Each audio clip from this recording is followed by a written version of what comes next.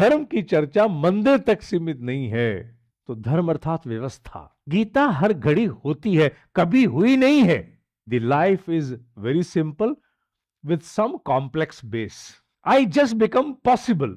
ये हमारे यहां की सबसे बड़ी संपत्ति है कि freedom of expression has been a inherent component of our existence. संसाधनों की बहुतायत और टेक्नोलॉजी की एडवांसमेंट्स जहां पर हैं, क्या वहां शांति हो गई? Gita has no time.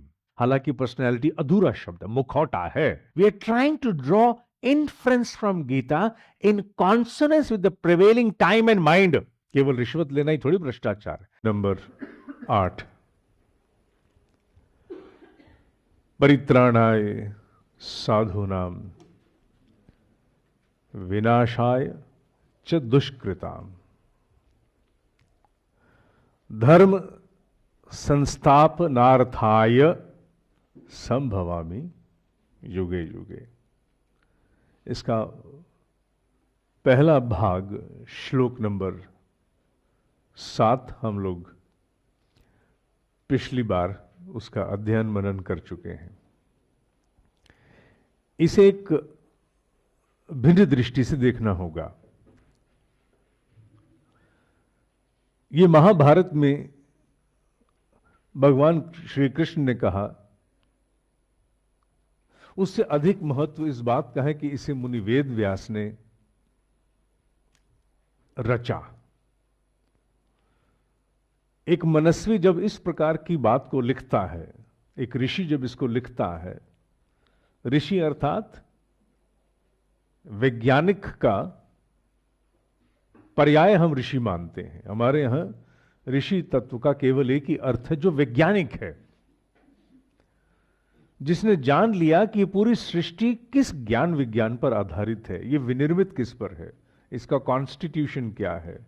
वो ऋषि है जो ऋत को जान गया, जिस ब्रह्मांड के तत्व को जान गया, जो ब्रह्मांड के संविधान को समझ गया,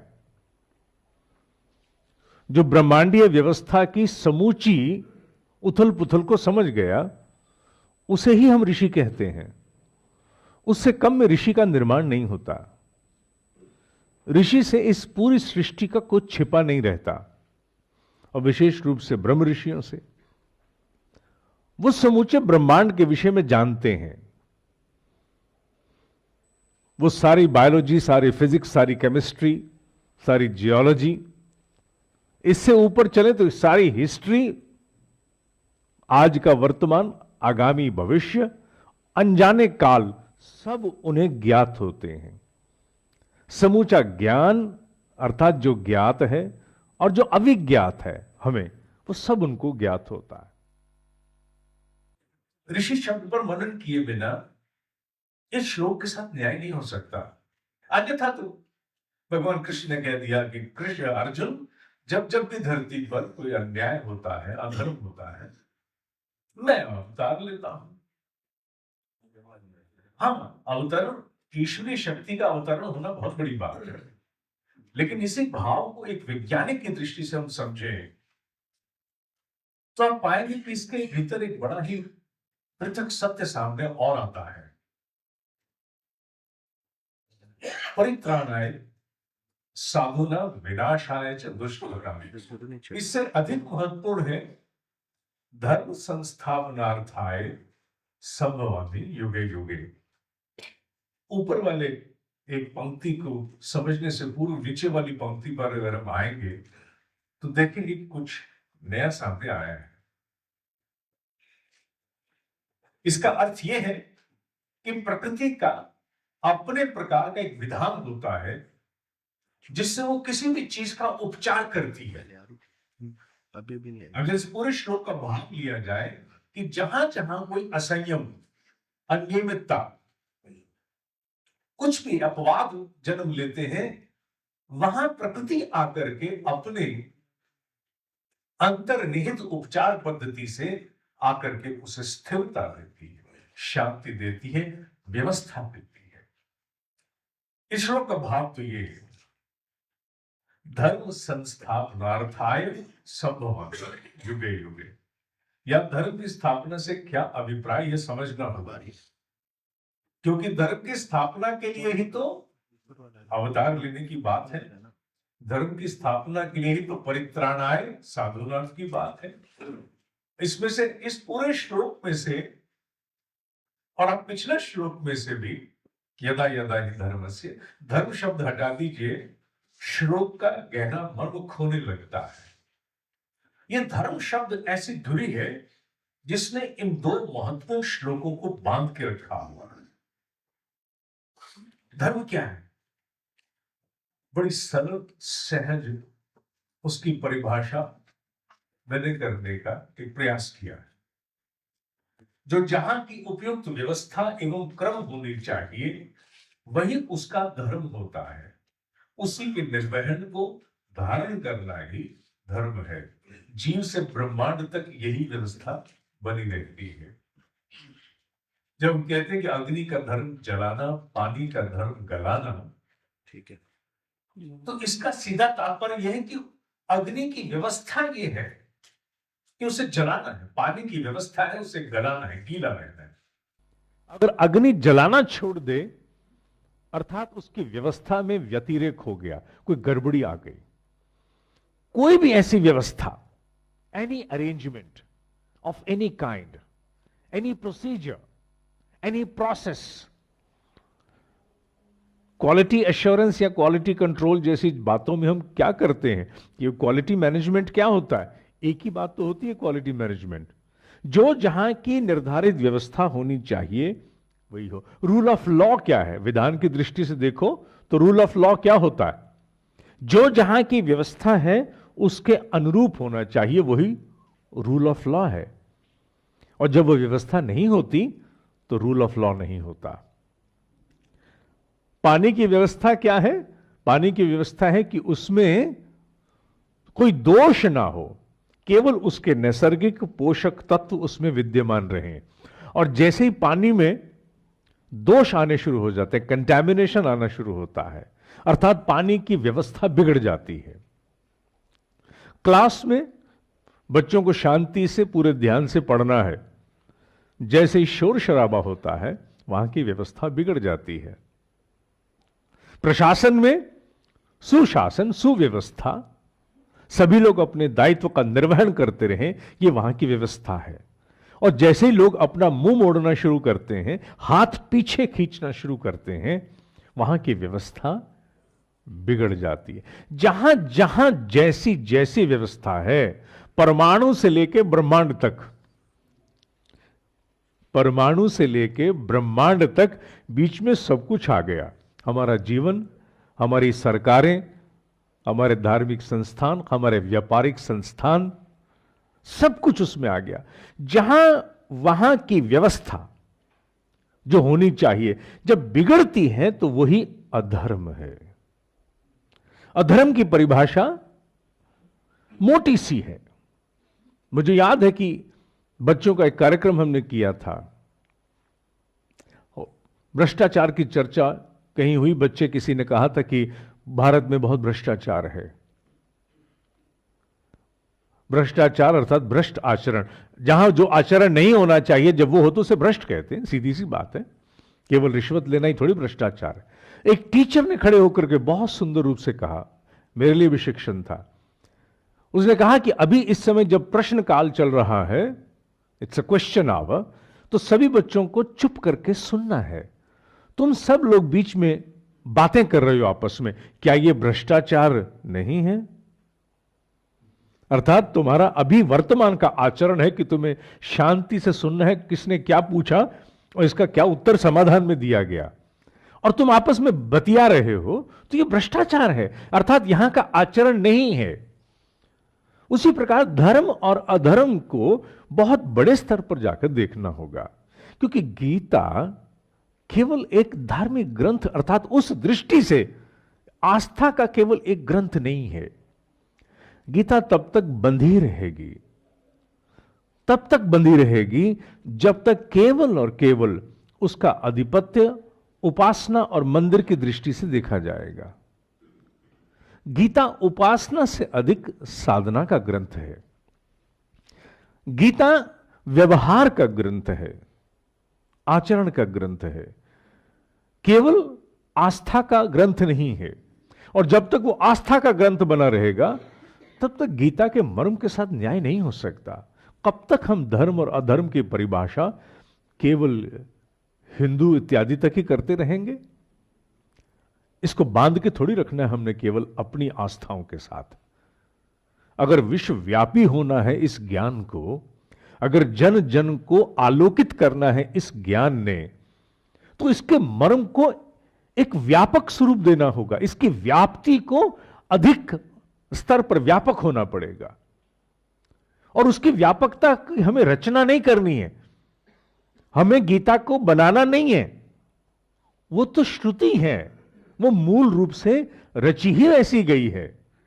we are not contributing to Gita, we are trying to draw inference from Gita in consonance with the prevailing time and mind. आज के काल के अनुरूप, आज की विषमताओं के अनुरूप, आज की समस्याओं के अनुरूप उससे समाधान प्रकाश उद्धृत करने का प्रयास हम कर रहे हैं। केवल गीता की रचना हम नहीं कर रहे। गीता जैसी है वैसी है। धर्म शब्द को हम रंग देते हैं, कभी हिंदू कभी किसी नाम से, लेकिन धर्म शब्द का अभिप्राय क्या केवल हिंदू है? नहीं।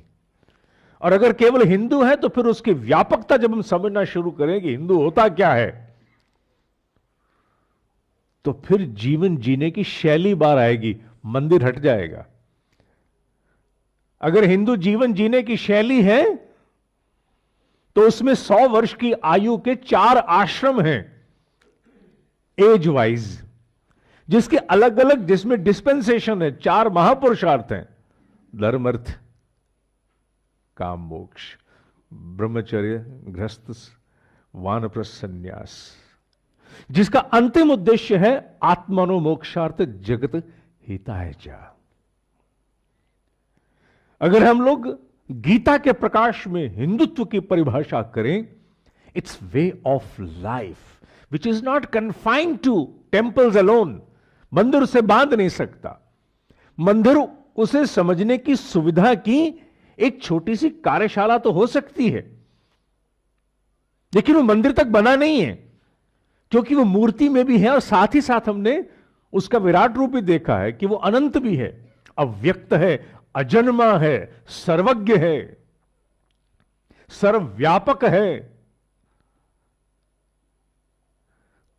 तो अगर हम लोग अपनी श्रुतियों में जाएं और हिंदू और हिंदुत्व की भी थोड़ी सी परिभाषा करने की चेष्टा करें, तो मंदिरों से कहीं ऊपर जाकर के मनुष्य के जीवन जीने की शैली के साथ जुड़ते हैं। किस शैली का निर्माण किया गया था कि जीव आत्म उत्कर्ष प्राप्त कर सके। पर्सनैलिटी डेवलपमेंट, पर्सनैलिटी शब्द मैंने उधार ले लिया है, हालांकि पर्सनैलिटी अधूरा शब्द है, मुखौटा है। वस्तुतः शब्द तो इंडिविजुअलिटी है, अस्तित्व है। मनुष्य के अस्तित्व के आत्मोत्कर्ष का जो चरम है, the epitome, the zenith, the highest, वो हिंदुत्व है। वो वाला नहीं जो केवल एक ध्वजा तक सीमित है, केवल एक मंदिर तक सीमित है, बल्कि वो, क्योंकि यहां धर्म की शब्द की चर्चा आई है, इसलिए मैंने हिंदू शब्द को लिया है। क्योंकि अगर हम केवल माने कि कृष्ण का अवतरण केवल उस धर्म की रक्षा के लिए होता है जिसमें मेरा जन्म हुआ, तो शायद मैं कृष्ण को, व्यास को और धर्म की परिभाषा को बौना कर दूंगा। मुझे उसकी व्यापकता से समझना है, क्योंकि जैसे जैसे इस विषय की व्यापकता बढ़ेगी, ये हम जैसे अनेकों लोगों का रंग भेद, जाति, लिंग, राष्ट्र से कहीं ऊपर होकर के लोगों को साझा करने का अवसर देगा। आज की परिस्थितियां भिन्न हो सकती है, मैं मानता हूं, आज की परिस्थितियां भिन्न हैं, लेकिन आने वाले समय की परिस्थितियां ऐसी नहीं रहेंगी। आज जो हमारी चिंता के विषय हैं वो भविष्य में हमारी चिंता के विषय नहीं होंगे। काल के मर्म बदलते हैं, काल की चिंताएं भी बदलती हैं। आने वाले काल की यह चिंता नहीं होगी कि यह आस्था का बिंदु बचेगा कि नहीं बचेगा, असुरक्षित है कि नहीं है। आज विषय अलग है, मैं आज पर नहीं जाऊंगा, तो मेरा विषय आज का नहीं हो सकता। लेकिन मैं आने वाले भविष्य की चर्चा करता हूं। जीवन जीने की शैली में अगर आत्मोत्कर्ष, सेल्फ डेवलपमेंट को आकाश से भी ऊपर ले जाना है, मनुष्य में देवत्व का उदय करना है। जितने भी सिस्टम्स आप देख लीजिए, मैं कॉर्पोरेट जगत में जाके पढ़ाता हूं, अनेकों स्थानों पे जाके, अनेकों रूपों में जाके मार्गदर्शन देता हूं, प्रकाशित करने की चेष्टा करता हूं, भले स्वयं में भी कुछ अंधकार बना रहे।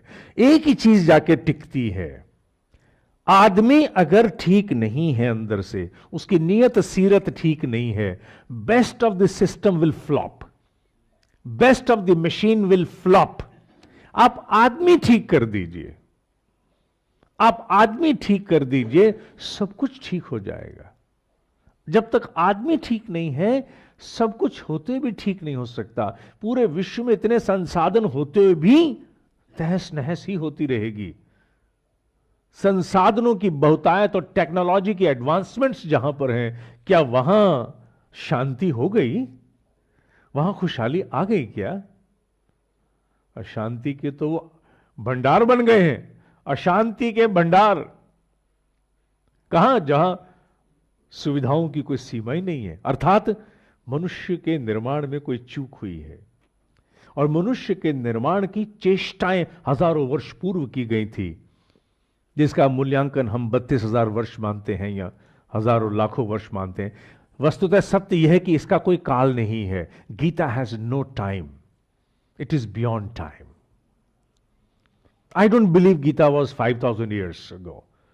जो ये कहता है गीता 5,000 साल पहले हुई, एक ही श्लोक से बहुत सारे मैं मर्म उठा रहा हूं। जो व्यक्ति कहता है कि गीता केवल 5,000 साल पहले हुई, वो भूल करता है कि जिन ग्रह नक्षत्रों को मिलान करके उसने गीता को 5,000 साल पहले घटा दिया, क्या उसे काल की, उससे पूर्व की गति का बोध है? क्या केवल एक ही समय पर ऐसे प्रसंग और ऐसे सुयोग बैठे होंगे? अगर बैठे हैं तो फिर गुजरात में द्वारिका जो जलमग्न है, उसका कार्बन टेस्ट 32,000 साल पुराना कैसे हो गया? कहीं भेद है। गीता को उस काल से नहीं बांधा जा सकता। आई डोंट बिलीव दैट इंडिविजुअली कि गीता 5,000 साल पहले हुई होगी। कब हुई होगी इसका बोध ही नहीं है। कब व्यास ने इसकी रचना की होगी, वी डोंट नो। लेकिन जब भी की, उद्देश्य एक ही था कि मनुष्य में उत्कर्ष कैसे लाया जाए, परफेक्शनिज्म कैसे लाया जाए, मनुष्य उत्कृष्टतम बने। यही इस पृथ्वी का सबसे बड़ा धर्म है। उसी आर्य संस्कृति को, उसी को हमने बाद में अनेकों नाम दिए। हिंदू भी एक नाम दे दिया, बंधे थोड़ी था यहां। जितनी स्वतंत्रता और स्वच्छंदता हमें जन्म से प्राप्त है, वो क्यों? हालांकि आज हम केवल उस महान संस्कृति के अवशेष जी रहे हैं। उस अवशेषों में भी हमें कितनी स्वतंत्रता है। हम अपने तरीके से उसका इंटरप्रिटेशन कर सकते हैं। कहीं अन्य सुविधाएं हैं आपको? ये सुविधाएं केवल वहीं होती हैं जहां आप विज्ञान के साथ खेलते हो, जहां आप नए विश्लेषण करने की स्वतंत्रता प्राप्त करते हो। और सौभाग्य है कि हमें है। यह हमारे यहां की सबसे बड़ी संपत्ति है कि freedom of expression has been a inherent component of our existence right from the unknown times, जिसे आज लेजर्स फेयर, वेलफेयर स्टेट इत्यादि के कॉन्सेप्ट में आज सोचा जा रहा है। Freedom of expression, right to express. हमारे यहां तो साहब राइट ऑफ एक्सप्रेशन बहुत पहले से है। क्योंकि हमने धर्म की स्थापना की चर्चा की थी, उस धर्म की जिससे मनुष्य आत्मोत्कर्ष को प्राप्त हो सकता है, दी अल्टीमेट को प्राप्त हो सकता है। हमने एक छोटे से cocoon with in the brackets, एक बड़े बौने से धर्म की व्याख्या नहीं की थी।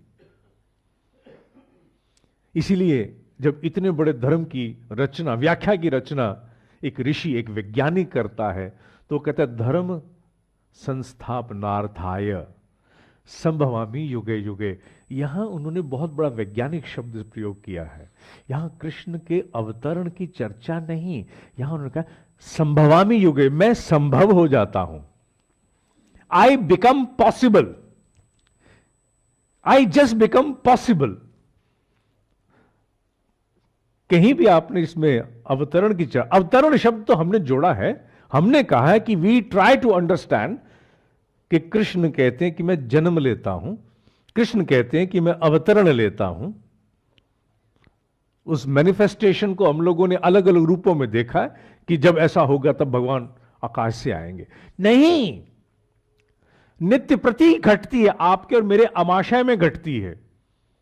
कुछ ऊल जलूल हम खा लेते हैं तो पेट, एक डॉक्टर का कहना है कि इस पूरे शरीर में मैजिक ही मैजिक है। चिकित्सक से किसी से पूछिए, मैं एक चिकित्सक की बात कर रहा हूं, एम्स के एक डॉक्टर की, मेरे बड़े अच्छे मित्र, उन्होंने कहा था this stomach is a magic, wonder of magic. आप कुछ भी खाइए, वो मस्तिष्क के साथ जुट करके सारी कवायद करके ऐसे रसायनों को उत्पन्न करने की चेष्टा करता है कि आपने अगर कुछ अनर्गल भी कर दिया है तो उसको संभालने की चेष्टा करता है।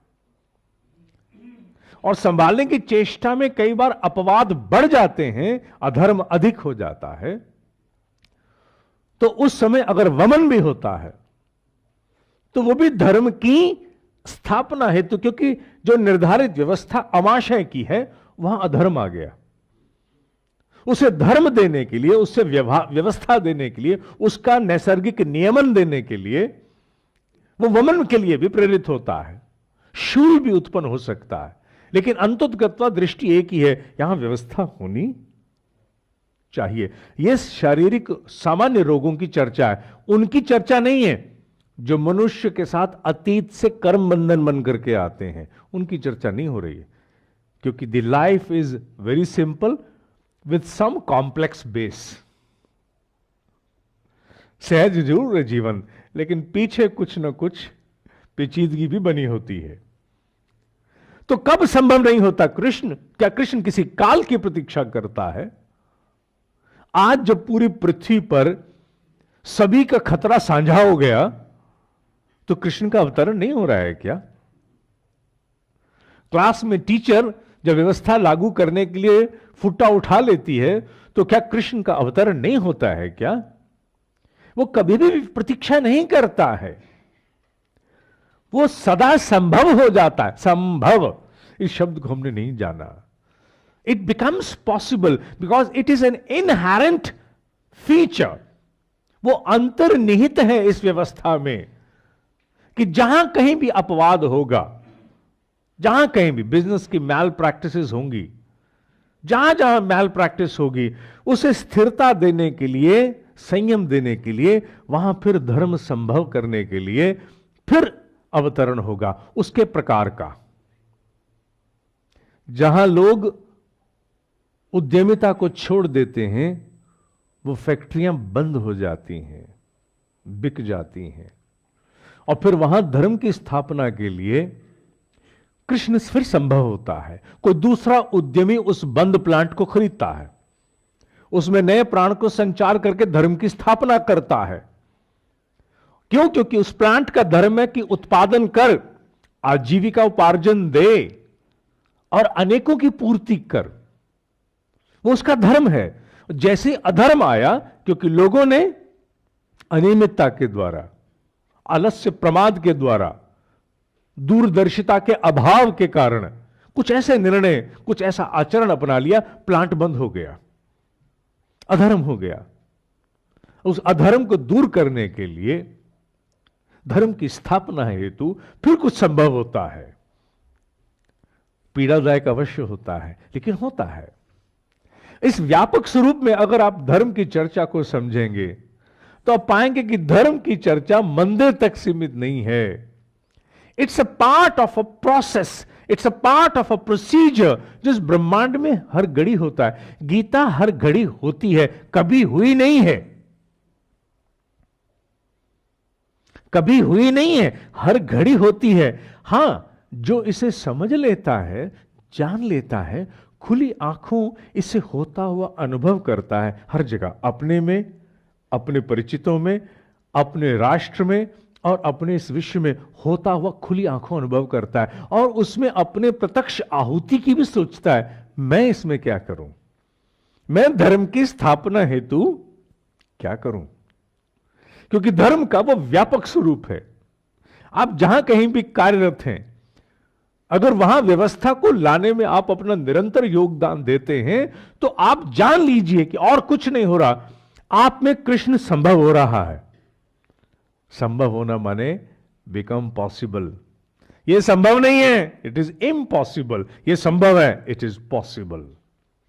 संभवामि युगे युगे, नॉट वन टाइम।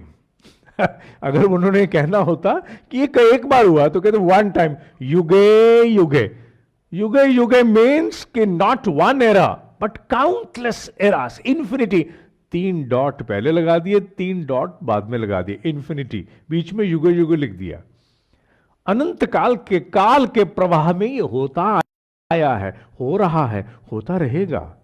जहां कहीं भी अधर्म अर्थात अव्यवस्था, अनियमितता होगी, वहां ही होगा, वहां से कोई रोक नहीं सकता है, वहां कृष्ण संभव होगा। और जहां सुधार की आशा नहीं है, वहां जब चीजें मरनी और सड़नी शुरू होती हैं, वो धर्म की ही स्थापना हो रही है, क्योंकि वहां कृष्ण को नई रचना के लिए संभव होना है।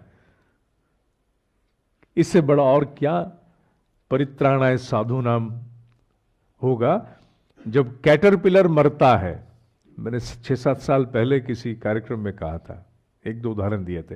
कैटरपिलर मरता है तो उसके मरने के उपरांत उसका शरीर सड़ना शुरू होता है। उसके सड़ते सड़ते शरीर में से कुछ एक विशेष प्रकार के सेल होते हैं जिनका नाम होता है इमेजिनल सेल्स।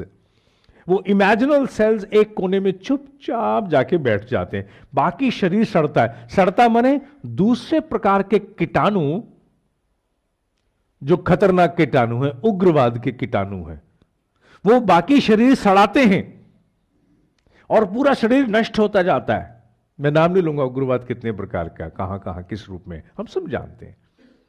लेकिन इमेजिनल सेल, जो सृजनात्मक सेल हैं, वो चुपचाप एक कोने में बैठ के प्रतीक्षा करते हैं। जैसे ही विध्वंस की लीला में वो सेल जो उसे सड़ा रहे हैं, डिकम्पोज कर रहे हैं, वो धीरे धीरे शरीर को खाते खाते खुद भी अपने आप को ही स्वाहा कर जाते, भस्मासुर हो जाता है। इमेजिनल सेल किनारे बैठा रहता है और इमेजिनल सेल देखता है जैसे ही ये जितना अपवाद था, उग्रवाद था, आपस में ही उलझ करके सड़ के मर गया, तो इमेजिनल सेल तत्काल सक्रिय हो जाता है और सक्रिय होकर के अपने भीतर एक विस्फोट करता है, जिसके परिणाम स्वरूप जन्म होता है किसका? इस सृष्टि के एक अद्वितीय अद्भुत सौंदर्य का, जिसे हम कहते हैं तितली, butterfly. Butterflies are not born in the womb of a mother. Butterflies are born out of the corpse of a caterpillar. तितली का जन्म मां के गर्भ में नहीं हुआ, उसका गर्भ तो कैटरपिलर का सड़ता हुआ शरीर है। यह बड़ा अद्भुत है। तितली से सुंदर क्या होगा इस पूरी पृथ्वी पर? आप देखिए ना, उसको आप देखते हो, उसमें आपको ग्राफिक्स दिखते हैं, उसमें कलर स्कीम दिखती है, उसमें मूल रूप से कहें अंग्रेजी का शब्द है वंडर, वंडर, वंडर। तितली माने वंडर। पूरी पृथ्वी की जितनी तितलियां हैं, इन्हें अगर आप देखें बड़े बड़े चित्र, तो जस्ट एक्सप्रेशन ऑफ वंडर। लेकिन जन्म कहां से हुआ? धर्म संस्थापनार्थाय संभवामि युगे युगे। कहीं अधर्म हुआ,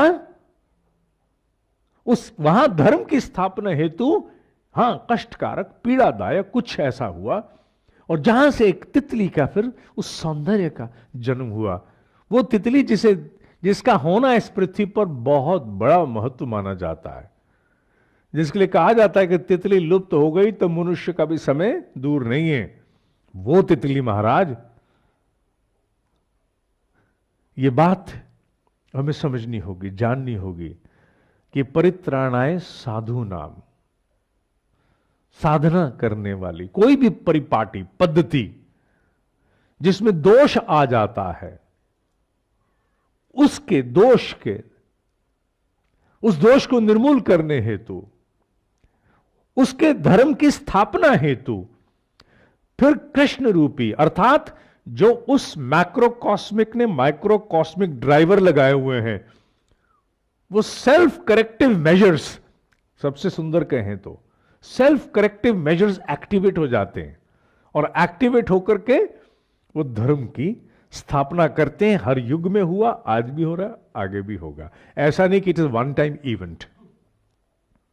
जब आप इसे यूं समझते हो तो कृष्ण व्यापक हो जाता है, गीता का श्लोक व्यापक हो जाता है। अदरवाइज इमेजिनेशन का एक पात्र बन जाता है, कभी ऐसा हुआ था, शायद अगली बार भी कभी ऐसा होगा। इसका मतलब यह है कि हम पोस्टपोन कर देते हैं, कन्फाइन करते हैं किसी अनजाने अतीत और किसी अनजाने भविष्य में, यह नहीं समझते कि यह हो रहा है। और अगर ऐसा है, now here is the question, here is the question before all of us. The question is, अगर ऐसा प्रकृति में अंतर्निहित है, it is an inherent feature of the nature, कि जब जब भी मनुष्य के उत्कर्ष की साधना करने वाली किसी पद्धति, किसी परिपाटी में अव्यवस्था आएगी, तो वहां धर्म की व्यवस्था करने के लिए, टू ब्रिंग ऑर्डर, कृष्ण संभव होता है। तो फिर मैं केवल और केवल विचार की दृष्टि से, इच्छा की दृष्टि से, कल्पना की दृष्टि से, वाणी की दृष्टि से, समूची दृष्टियों से मैं फिर हर कर्म धर्म की संस्थापना का ही क्यों ना करूं? क्योंकि मैं धर्म की स्थापना का कोई भी काम करूंगा तो उसमें ऑटोमेटिकली कृष्ण संभव होगा। सफलता असफलता अपार्ट, सफलता असफलता से ऊपर उठ करके मैं कृष्ण को क्यों ना संभव करूं? और कृष्ण को संभव करने के लिए मुझे केवल एक ही काम करना है, क्या? जहां कहीं जो व्यवस्था होनी चाहिए उसे संभव करने के लिए मैं योगदान देना शुरू करूं। जैसे ही हम करेंगे ईर्ष्या समाप्त, जैसे हम करेंगे कॉन्फ्लिक्ट समाप्त, जैसे हम करेंगे the positive mind automatically will be manifested, the right approach will be manifested. जैसे हम सोचेंगे, हमें अपने आप से केवल एक प्रश्न करना है कि हमें कंस को संभव करना है या कृष्ण को संभव करना है।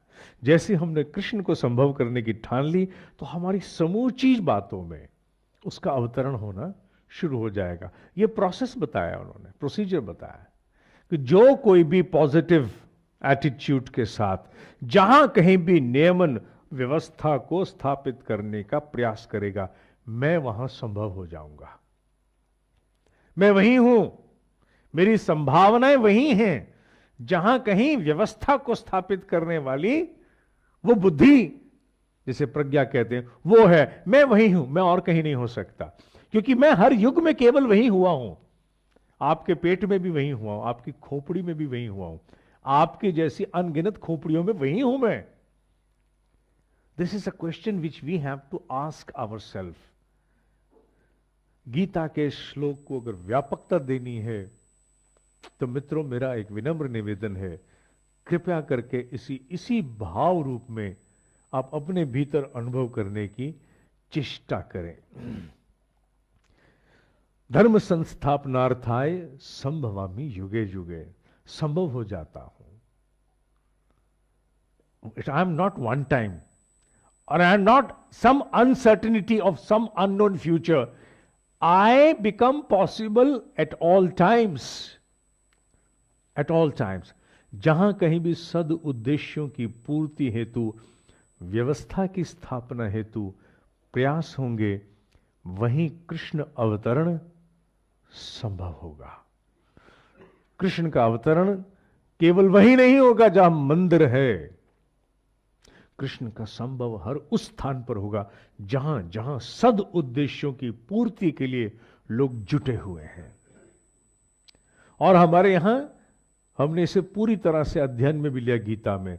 स्वधर्म में असफल होकर मरने वाला पर धर्म में सफल होने वाले से कहीं ऊपर है। क्योंकि पर धर्म में सफल हुआ व्यक्ति, यहां धर्म की चर्चा केवल यहीं से अभिप्राय प्राप्त करके करनी है। यहां फिर धर्म हिंदू नहीं है। अर्थात व्यवस्था की स्थापना हेतु युद्ध करते हुए अगर असफल भी हो जाते हो तो कल्याण होगा। और पर धर्म अर्थात जो तुम्हारा धर्म नहीं है उस समय का, अगर तुम अव्यवस्था में पोषक बन जाते हो, अव्यवस्था में अगर तुम आहुति देते हो और सफल होते हुए दिखते भी हो, you are able to create some money, you are able to create some name, you are able to create some power, you are able to create some recognition, उस समय तो अच्छा लगेगा, लेकिन वो बड़ा घातक होगा। यह मनुष्य को जल्दी समझ में आती नहीं है, क्योंकि उसे आता हुआ सब कुछ दिखता है, जाता हुआ उस समय दिखता नहीं है। जब वो जाने लगता है या जब जाने का समय आता है आए हुए का, तब वो बड़ी गालियां निकालता है अपने किसी अननोन कर्म को, अननोन पास्ट को, समथिंग और whatever it may be. But it's a self creation. मकड़ी जाल खुद बुनती है। It's a self projection. We have to understand that. ऐसी दृष्टि में धर्म की स्थापना हेतु जहां तक संभव हो योगदान करना होगा। और धर्म की स्थापना में बीच बीच में कृष्ण को भी अधर्म का सहारा लेना पड़ा, लेकिन अपने आप को उन्होंने उससे मुक्त नहीं किया, मुक्त नहीं किया। अगर हम end of the story Krishna की देखें, एंड ऑफ द स्टोरी, तो यह कि धर्म की स्थापना के लिए जो कुछ भी किया, गलत भी, उसे भी भोगा। इंप्यूनिटी नहीं है। इंप्यूनिटी अर्थात करो और भाग लो, कुछ नहीं होगा, इंप्यूनिटी नहीं है। कृष्ण नहीं बचा तो नथुलाल तेरी क्या बिसात है। कितनी जबरदस्त the end of the story बड़ा क्रूशल है भगवान कृष्ण का, जिसने उन्होंने बता दिया कि मैं भी इससे मुक्त नहीं हूं, मुझे भी इसमें लपेट लिया जाएगा। क्यों? क्योंकि मैंने कुछ ना कुछ ऐसा अपनाया धर्म की स्थापना के लिए। क्योंकि rule of law has to live above all.